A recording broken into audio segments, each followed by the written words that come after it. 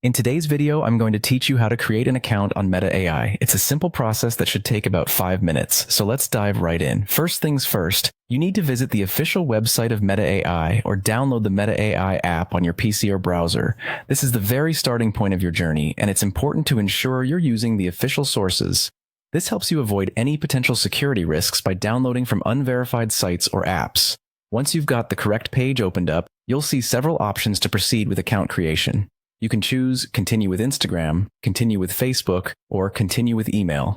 These multiple options give you the flexibility to choose what suits your needs best, depending on which account you frequently use or prefer to connect. If you decide to proceed with your email or phone number, you'll then need to enter your email address or phone number as prompted. After that, you'll set a password, which is a crucial step for securing your account, so be sure to choose a strong one. Additionally, Meta AI will ask for your name and birth date to personalize your account, so input those details accurately. Following the input of your details, the next step involves verification. Check your email or SMS for a verification code that Meta AI will send to you.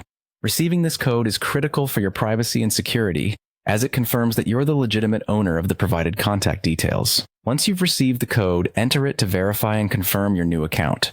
With your account verified, the next step is to log in using your newly created credentials. This means using the email or phone number and password you registered with. Once logged in, you're ready to start exploring and using the exciting features Meta AI offers, like chat or image generation capabilities. It's worth noting that some features might not yet be available in your region. If you cannot find Meta AI or specific features in your app or browser, it probably hasn't been rolled out in your area yet. Keeping your app updated can help ensure you have the latest features whenever they become available. And there you have it. You've successfully created an account on Meta AI.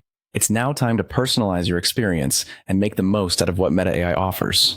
I hope this guide was helpful in getting you set up quickly and effortlessly. Thank you for watching, and happy exploring.